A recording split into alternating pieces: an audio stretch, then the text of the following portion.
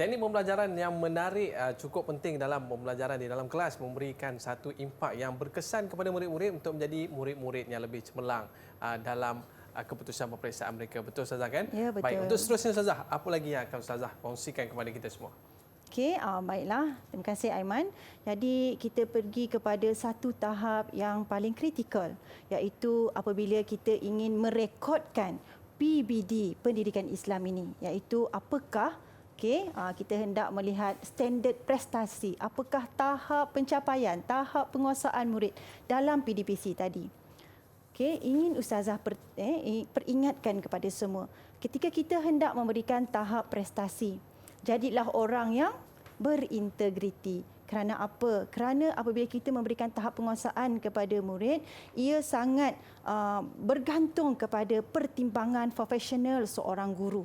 Okey, jadi apakah maksud pertimbangan profesional ini? Ini bermaksud bahawa dalam hendak memberikan tahap penguasaan kepada murid, guru perlulah membuat dengan penuh ikhlas, penuh integriti, apakah pencapaian sebenar murid. Kita melihat perkembangan murid ini bermula daripada kita menapak di dalam bilik darjah. Apakah, saya pasti setiap murid ada kelebihannya. Pasti kita bimbing mereka untuk mencapai ataupun lebih berkembang pencapaian mereka. Jadi dia adalah sebenarnya refleksi kepada diri kita apabila memberi pencapaian kepada murid. Sekiranya murid tadi tidak dapat mencapai tahap penguasaan yang baik, ini menunjukkan sesuatu perlu dilakukan. Apakah tindakan susulan sebagai seorang guru? Kita hendak memperbaiki kaedah-kaedah yang kita gunakan ketika di dalam bilik darjah. Jadi Aiman, sebenarnya apabila kita hendak memberikan tahap penguasaan kepada murid ini, jadi kita hendaklah orang kata adil dalam memberikan tahap penguasaan ataupun prestasi murid. Yang pertama, kalau kita lihat murid tadi dapat menyatakan, kita bagilah TP1. Tapi tak mungkin anak murid kita hanya mendapat TP1. TP1 ni maksudnya murid hanya boleh sebut sahaja. Kemudian kalau kita lihat TP2, murid dapat memahami. Dia hanya faham saja adab. Faham tak mestinya amal.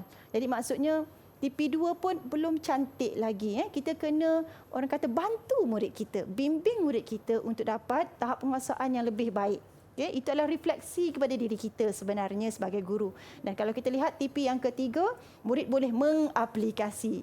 Ini adalah orang kata cantiklah, boleh mengamal, boleh mengaplikasi. Itulah yang kita lihat kalau murid boleh melakonkan, murid boleh bercerita, dia pernah membantu orang kurang upaya contohnya. Itu adalah tahap 3. Kemudian kalau kita lihat tahap 4, menganalisis. Sama ada perbuatan adab ini baik ataupun tidak baik, perlu ataupun tidak perlu. Jadi itu adalah tahap penguasaan yang keempat. Kita tengok tahap penguasaan yang kelima, murid dapat menilai adab ini tadi, adab terhadap orang sakit dan kurang upaya ini tadi, serta mengamalkannya secara beradab. Maksudnya bukan buat sekali sekala, tapi berterusan. Jadi sebab tu saya kata penting, Ustazah kata penting. Pentaksiran ini berlaku secara berterusan. Kadang-kadang selepas proses PDPC dalam bilik darjah, masih lagi kita orang kata melihat perkembangan murid.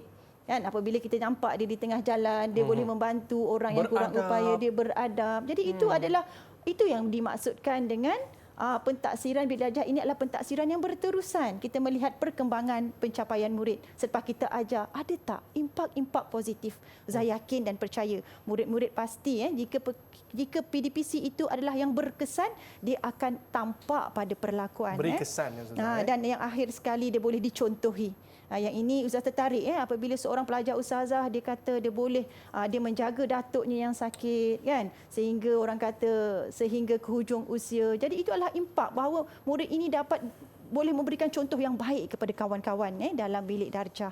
Jadi kita boleh bagi TP penguasaan yang tertinggi.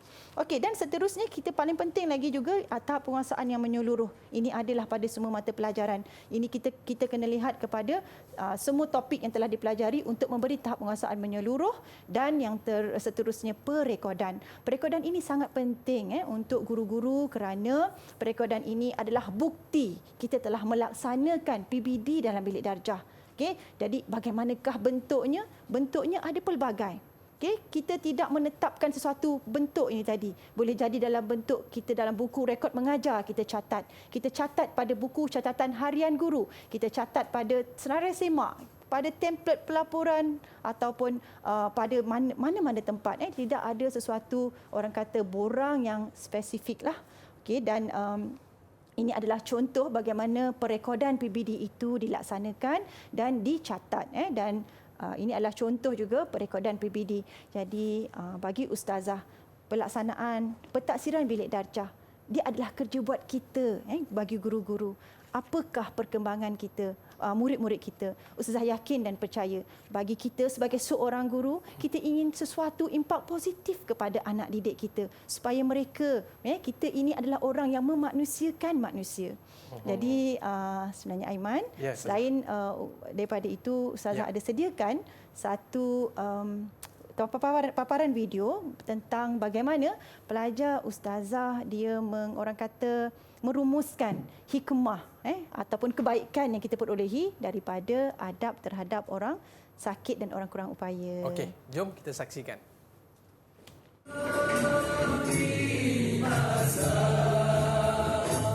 Sesungguhnya manusia kerugian.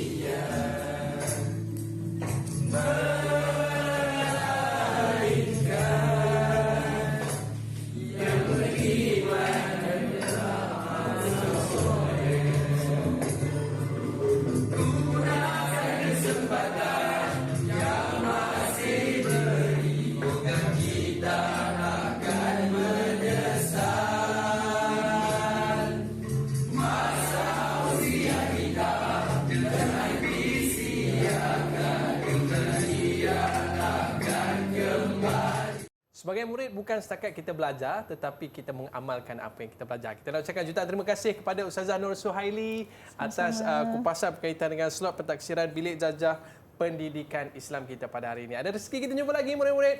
Assalamualaikum warahmatullahi wabarakatuh. Jumpa lagi.